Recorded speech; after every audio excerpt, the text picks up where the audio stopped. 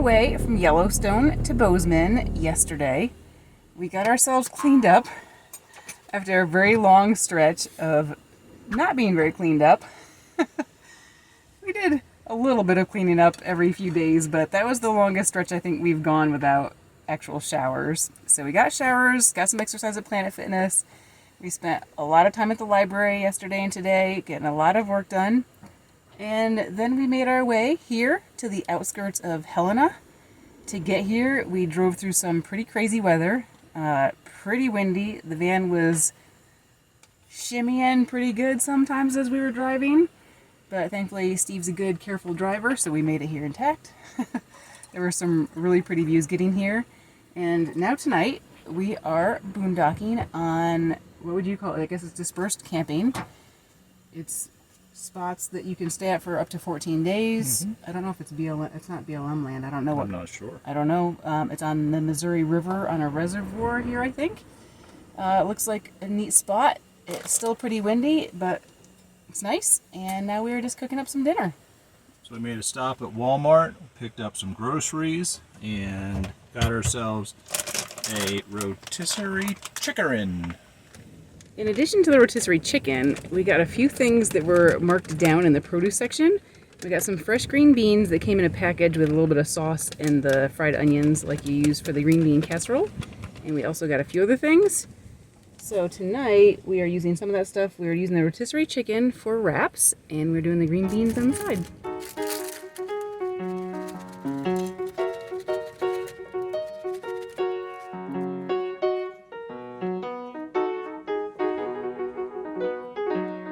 Delicious.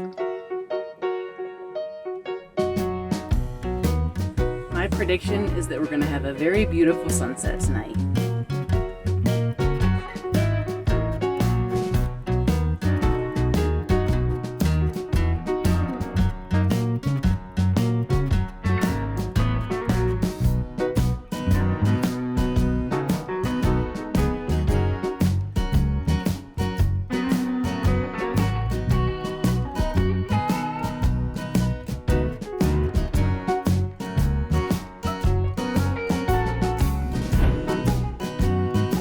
Doing? Oh, just darning my sneaker. Your other sneaker now? The first one was on my left sneaker. Now I decided to do my other left sneaker.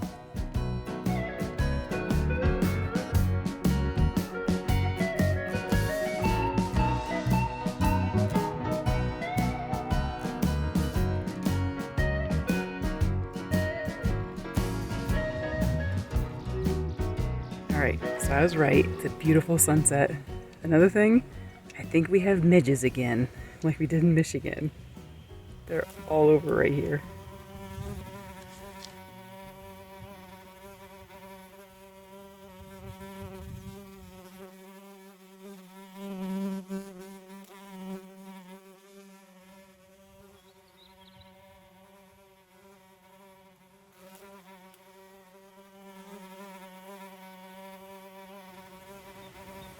So you can actually hear these bugs.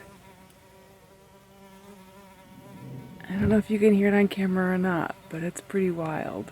What's amazing is, for as many as there are, they aren't coming in the van. Except for maybe one so far. And there's hundreds of them right outside the door. There's like one big cloud of them. Yep, they're just hanging literally right here. They could all come in and make themselves at home, but they're just chilling. How would you describe the sound? It almost sounds like a beehive. That's true, kind of, yeah. It's like something like a motor running, a faint motor running or something. What are you doing? You want to come out? Huh? All right, just a minute. Just a minute, baby.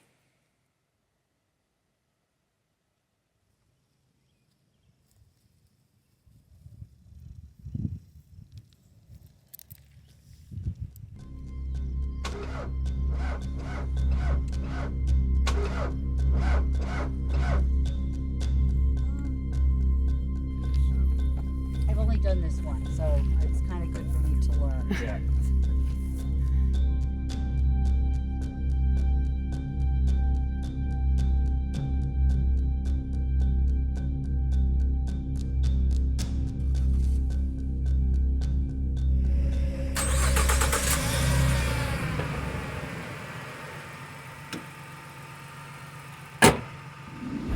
Well, we sure are testing the boundaries of this van's battery, huh? Second time in, I don't know, how many months ago was the last one? Anyway, what a sick feeling that is when you realize, I think I left the headlights on from our drive in. So, thankfully, Angie was right next door and was willing to help us out. She came over and gave us a jump. And it was pretty dead because it didn't want to fire up right away. Took a few minutes, but it eventually fired up, right? Yeah, so this was all kind of crazy. You would think we'd learn our lesson, but at least it was a different scenario this time. So I was sitting in the front seat, I was working on the laptop, and all of a sudden I started hearing some bizarre sounds in the front, and I think you heard it right away too because you jumped up, right? And lights were going off on the dash and stuff, and I was like, what is going on? And then I was like, I looked down and I realized the keys were also in the ignition. So I thought first that I had done it. I had put the keys in the ignition to put the windows down and totally forgot that I'd left them there. So I thought for sure that that had drained the battery. And then Steve was like, no, I think I left the lights on. And it was just starting to get dark. And we do have this neighbor here that's in a van, and we're like, oh, she's got stuff set up. So I was like, oh, should I ask her? Maybe we can wait till the morning. But then we realized our front windows were down, so we really needed to take care of it. And then, like Steve said, he cranked it a couple times. Both times the van didn't start, and I thought, oh man, we are in trouble. So what a relief. And a lot of you guys, last time our battery died, said we need to get a little pack that we can jump start it and not have to use jumper cables. Yeah, I'm starting to give that some serious thought because thankfully both times this has happened we've had some kind people around us, but if we're ever in the middle of nowhere and this happens, that would be a problem. Yeah. So, and we need to also be a little more careful about the I keys think and what we leave on. The lesson learned here is to implement some best practices. So when we come somewhere, we just need to make sure that the keys are not in the ignition and we got the headlights off. Oh my goodness. And everything else that might drain a battery. So yeah, so we're glad everything's fine. It is windy tonight, but not as bad as when we were in the Badlands. It's a beautiful spot. We're looking forward to the morning, and this is where we're going to say goodnight.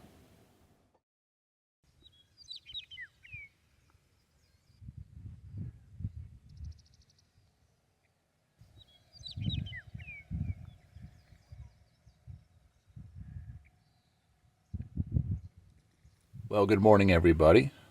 We're both thankful that we had a peaceful night's rest, especially after last night's exciting activity. This morning I'm going to be making some mislabeled dog food. It looks bad, but it tastes good. Meanwhile, the folks at Purina Dog Food are like, what do we do with all this scrap that we have laying on the floor? Some marketing genius is like, I know. Let's can it and call it corned beef hash. Ugh.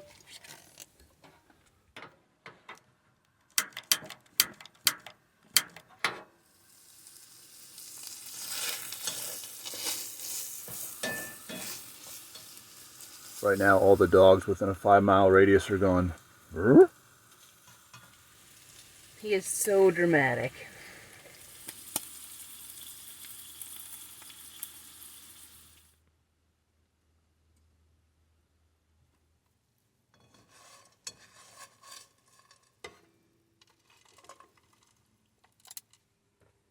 Well, your dog food is ready. I'm sorry, I mean your breakfast is ready. Whoa, that looks awesome. Thank you, and I think it's going to taste wonderful. Who was this? Coming for a little visit?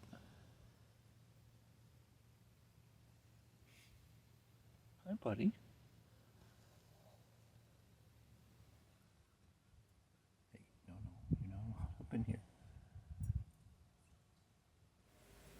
Don't mean to disturb you, Gregory, but you have a visitor.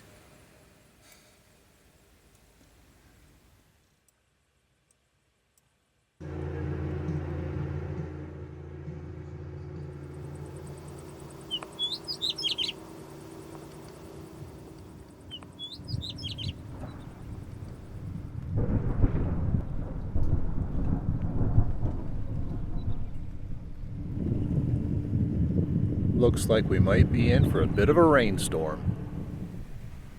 It's pretty wild to watch these storms, especially here in Montana. There's something different about it. I can't quite put my finger on it. I don't know if these storms just kick up a lot of dust, and that's what I'm noticing. Because it's pretty impressive. Regardless of what's happening, it's pretty impressive.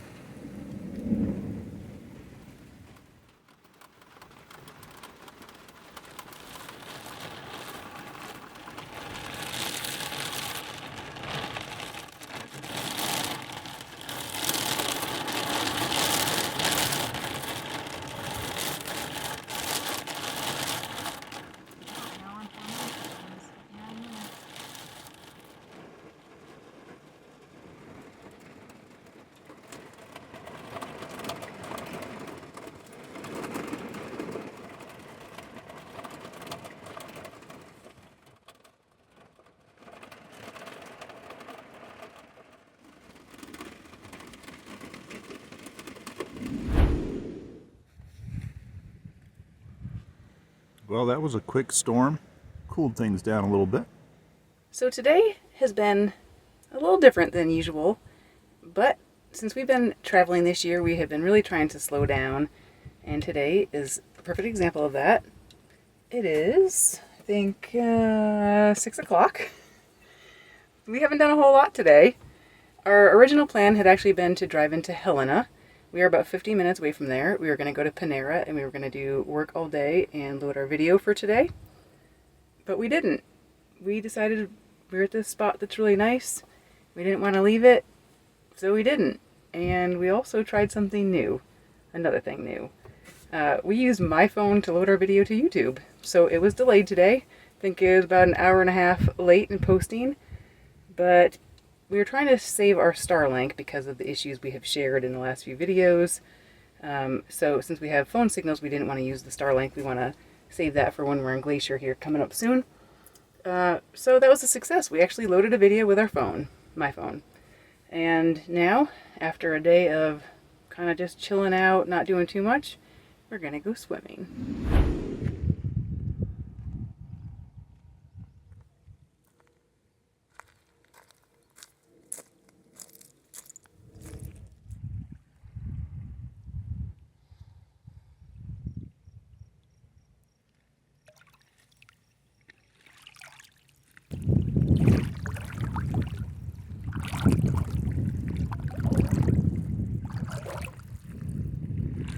Well, here goes nothing. It's 6:11 in the PM. Let's see how long it takes me to get in.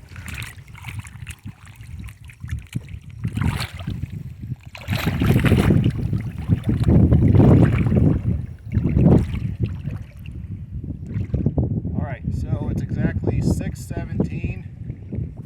This is the progress. I tell him just to plunge right in, but he doesn't ever listen. It's so much less painful that way. Well, it's 6:23 and I'm proud to announce that I'm past my belly button. So while Steve's taking his hours to get into the water, I'm just looking for pretty stones in the water because there's no way I'm going in until he's fully in. And this is my collection so far. What do you think? There's some cool stuff in here. Trying to make Michelle proud. But I'm not keeping all these.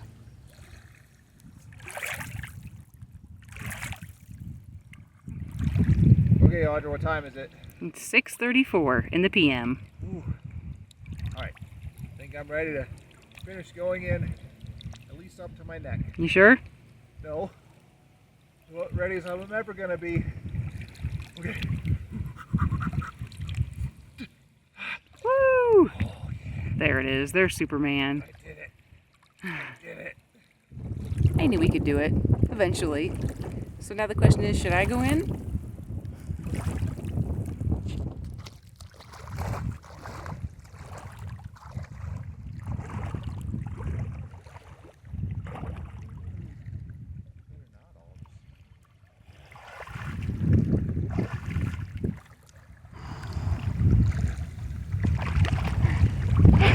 I did it. Yay!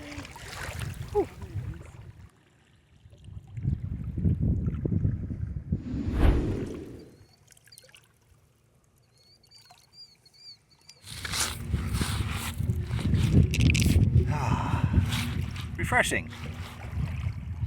I think we needed a day like today, and this is very nice.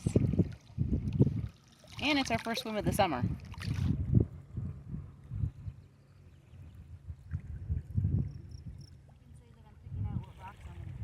You making tough decisions on what rocks you're going to keep? Yes. I can't take them all. Okay, here's what I'm keeping. They have made the cut. Some pretty stripy rocks. And I like these that have the mauve kind of color. Very pretty. Alright, so we're back at the van, making ourselves some dinner. It was nice to get a little bit of a swim in, get cooled down a little bit. On the menu tonight is some miso. We got it on sale for $1.06. So we bought 2 bags of it since it was only $1.06, and we're not quite making it how you're supposed to. I think miso is soup. Instead, we are doing a little bit of the seasoning, and we added some teriyaki sauce and some ginger sauce. So we're doing our own thing. Miso, you sow, we all sow. Oh yeah.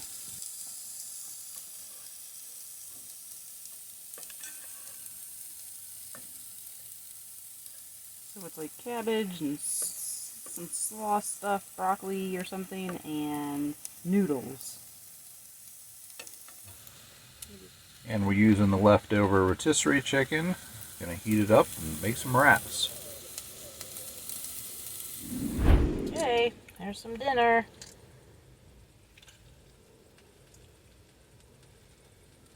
Well, dang.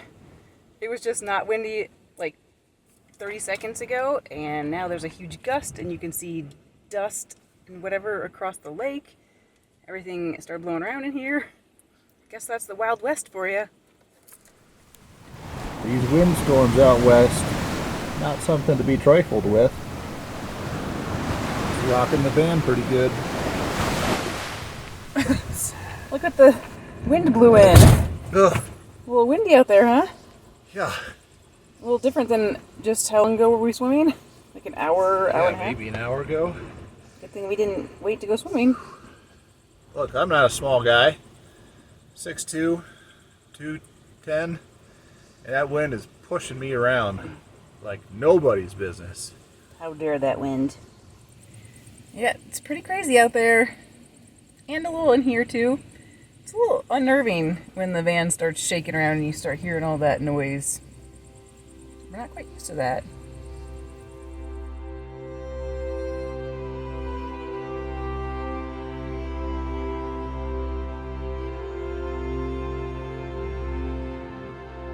Good morning, you guys. I'm up super early. Woke up around 5. For me, that's early anyway. Had to go use the pit toilet.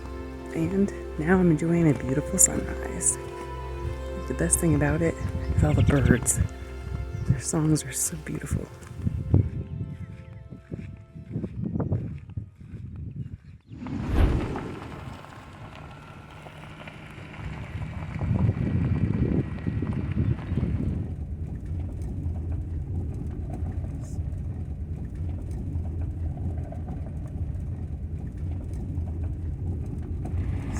So I wonder if anybody can come in and use that, or if it's just part of the paid.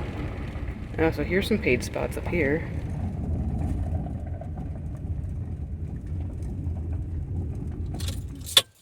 Alright, we have learned that there is water available here at this paid campground portion, the boat dock.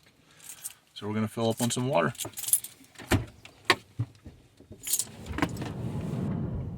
So we left the free dispersed camping and just drove a little ways over. There's a paid campground and marina that's just adjacent to the free spots. Go figure. I don't know why anybody would come and pay for the spots unless there's electric here, but that's what it is.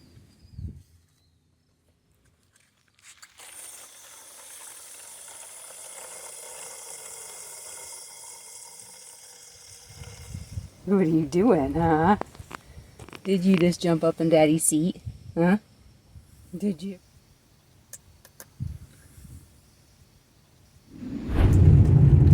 Well, it has been really nice being here for the last couple nights, slowing our pace down. And this is definitely one of the things we love about the West. All the dispersed camping that's free kind of blows our minds. It's crazy that there are actual like campsites with picnic tables and fire rings and then access to like a pit toilet. And it's all free and a really pretty place.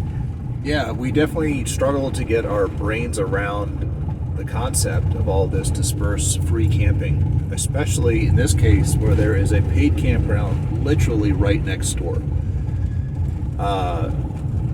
From a business standpoint, it doesn't quite make sense to me. I'm thankful for it, obviously, we're benefiting from it, but you would think that the paid campground would be like, we're losing a lot of business here.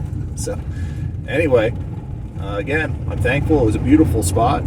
Nice to chill out for a while. For us, a couple nights feels like an eternity. So, thank you to whoever's behind all that.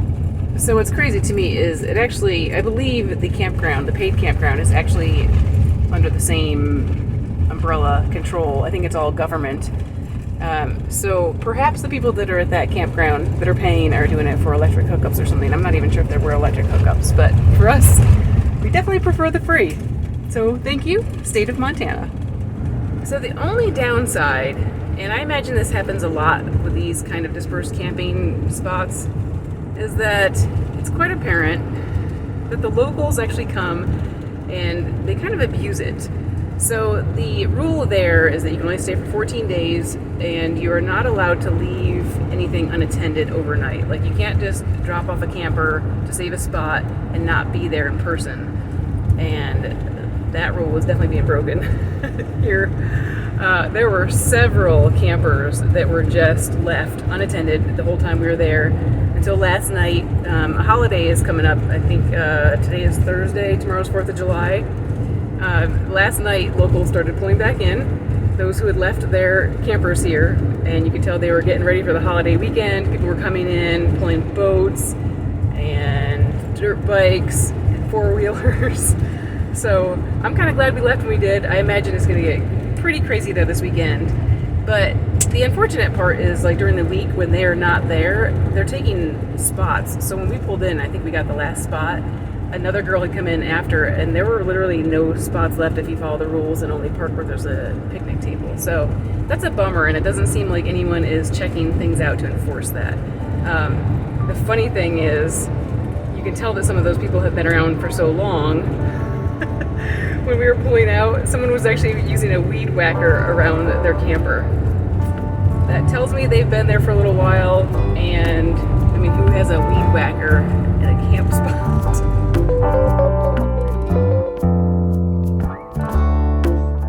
Our time in Montana is off to an amazing start.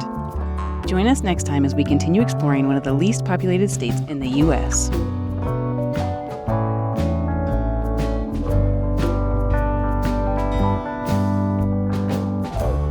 If you enjoy our videos, please consider becoming a patron by using the link on the screen that we've also included in the video description, along with information about today's adventure and our channel.